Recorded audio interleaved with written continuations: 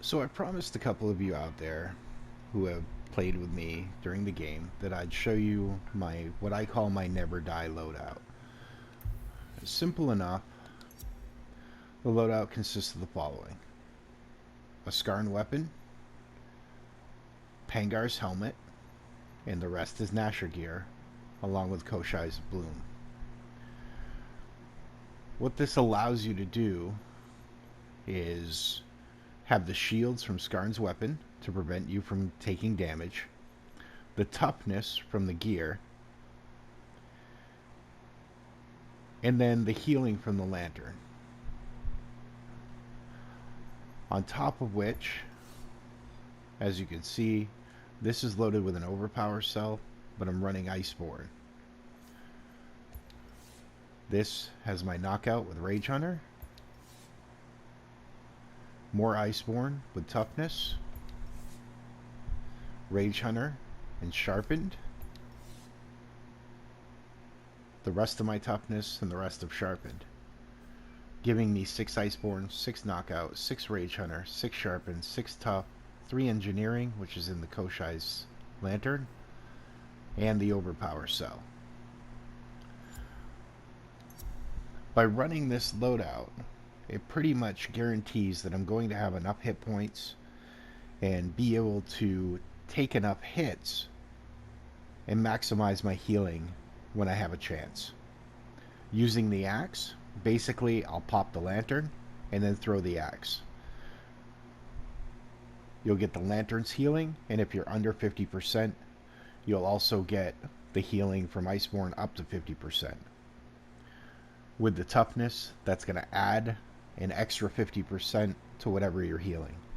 So you can heal from almost nothing to almost full in just a couple of hits.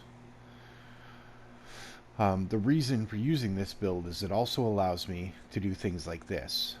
Let's say I'm fighting something that's fire. I can simply take off this helmet, switch it up for Charrog's helmet to get my fireproof, and all I have to do to maintain the rest of it is simply swap overpower over for a knockout cell. 6 fireproof, 6 Iceborne, 6 knockout, 6 sharpened, 6 tough, engineering, and Rage Hunter. Yes, I lose a Rage Hunter, but I'm fireproof. You can do the same thing when fighting ice. I normally go ahead and swap it out for the Skullforge. This has 3 warmth in it. This will still give me all of my required things. Granted, again, I'm losing Rage Hunter, but I'm gaining warmth, so I can't be frozen. This makes it ideal for fighting higher end Scrave or late level Pangar. You can sustain in the fight much longer. You don't have to worry about Ice Tomb effects, and you can make it go from there. Basically, I was running 9 lives before I started running Iceborne. I'm not running Iceborne as a half build. Iceborne is there as a healing countermeasure if I happen to get too low. I don't attempt to get low life. I try to keep my life as high as possible at all times. And this doesn't mean that you won't be dodging.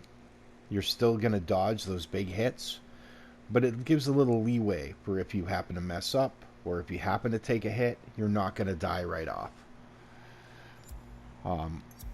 Also, I keep exiting out. My apologies. With this build, I can also swap other pieces of gear, such as the treads. Let's say I'm fighting Nezaga. I can go ahead, put on 6 insulated. Notice I colored them orange. Mainly, I did that because I always forget to remove them afterwards. But it doesn't break my whole setup. I can then switch this back. And let's see, what did I lose? Sharpened? Sharpened and tough. So I'll take the hit on the tough, but I can easily, because now I have 9 knockout, switch this over to be sharpened. And I pretty much have the same build other than the fact that I have sacrificed some health in order to be shockproof. Well worth it in my opinion. This makes survivability almost ideal. I mean, I've gone through fights paying very little attention to all of the intricacies that you normally have to pay attention to. Simply attack, attack, attack, and dodge those big hits. And that should help you with surviving. This build can be modified a little bit to make it worth running with chain blades or pike. Again, you're going to switch out the helm for something else that has weighted strikes and go from there. Skarn weapon, of course, will also have weighted strikes. I still use this build when not using a Skarn weapon because those cells still exist in other axes as well as the hammer. Like you'll notice this has the power cell and the defense cell. And if we want to switch into hammer, we can do the same thing. I use the Molten Edict, take out Skarn. You can use Skarn's Vengeance. There's a few others that also have the power. Thundering Maul, etc. I mean, most of the hammers do.